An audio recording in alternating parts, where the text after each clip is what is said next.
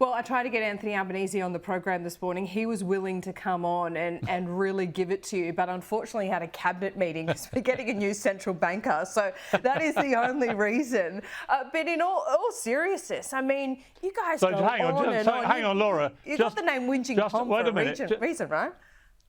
Well, just to clarify, at least the Whinging Pom had the guts to come on your show. The Prime Minister's bottled it. Let's be clear.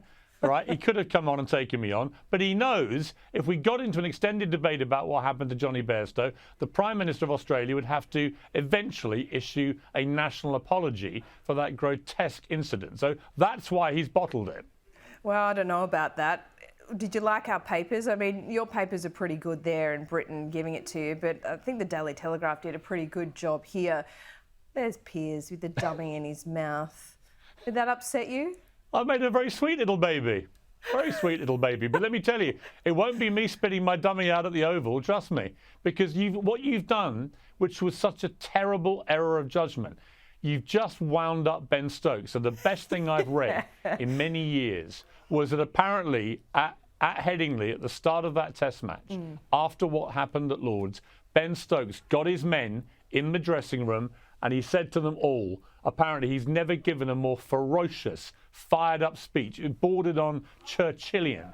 And it was basically, if they're going to do this to us, if they're going to break the spirit of cricket, we are going to hammer them. And that's exactly what happened in that Test match, and that's exactly what's going to happen in the rest of the series. So again, thank you, Australia. Well, I'll give you that, actually, because it certainly has done that. But look, now we're talking about a few MCC members. I did love Marina Hyde's column that called them baying gin hounds whose wives still wear their pants. I think that's a fair assessment, isn't it? Well, look, I've never wanted to be a member of the MCC because I think they're a pretty pompous bunch in there. Normally, though, they are a pompous but quite civilised bunch who behave themselves and applaud the opposition. So I didn't like them shouting cheat and so on at the Australian players because apart from anything else, they didn't cheat. I mean, you know, cheating is what you did with sandpaper, so you've definitely got it in you as a cricket team. But on this occasion, it wasn't cheating. It was just not in the sportsmanship spirit of the game. So I didn't like what happened in the pavilion.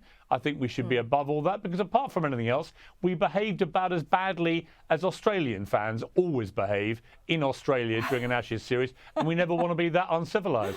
Okay, fair enough, fair enough. Well, look, I know you're in New York, so you must be pretty nervous about going to Old Trafford. Are you going to head back there? Because I tell you what, you're missing out. I love London so much. This is the best time to be in London. You've got the Ashes, you've got Wimbledon, you've just had Silverstone. I mean, you're missing out in London, Piers. What are you doing? Well, I'll be flying back at the weekend. I don't really care about motor racing much. I don't really care about tennis very much. Cricket is my lifelong passion. The Ashes is, to me, the greatest sporting battle that has ever been in the history of planet Earth. And this series is turning out to be, as it's transpired, to be one of the all-time great series. You lot were 2-0 up. Cummings was celebrating early. Everyone was lauding Carey as a genius. And now it looks very, very different. You've got a rattled captain. You've got a wicketkeeper who can't catch a cold. And we're going to go up to Old Trafford. And let me tell you, Old Trafford will be like the colosseum. And we will be the gladiators. And you will be our victims. Okay, well, I just cannot wait. I cannot wait till the end of this series, and I cannot wait to talk to you again about, as I did admit on Twitter that I don't know much about cricket. I still don't really know about the controversy, but geez, I've loved the fallout, and I love this rivalry between our two great nations.